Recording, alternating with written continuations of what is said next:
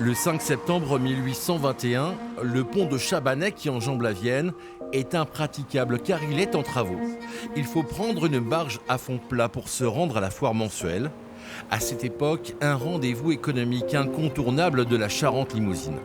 Nous sommes sur la rive gauche, la rive droite c'est Confolens, c'est Brigueuil, c'est Chabrac, Saint-Maurice-des-Lions, c'est des lieux, donc on vient à la foire de Chabanais de très loin. D'ailleurs, à l'époque on disait ça ne durera pas autant que les foires de Chabanais.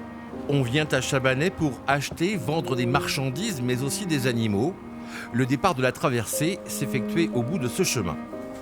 Il devait y avoir 30 ou 40 personnes, même peut-être plus. Et il y avait une vache et un veau. Le veau était toujours attaché à la mère, donc à la vache. Et là, le veau a certainement pris peur, est tombé dans l'eau. La vache, bien sûr, a été obligée de le suivre un tout petit peu parce que la corde la tenait bien. Et le bac a chaviré en menant toutes ces personnes. Et au total, on a 25 morts. Vous n'avez pas entendu parler? Non, j'ai eu par exemple les années 44-45 dans les mains. Cette histoire est tombée dans l'oubli avant que l'historien José Delia ne retrouve sa trace. Je ne sais pas ce qui s'est passé il y a 200 ans. Je suis d'ici, ma famille ici depuis longtemps et franchement j'étais absolument pas au courant. Vous ne connaissiez pas cette histoire? Non, je la connaissais pas.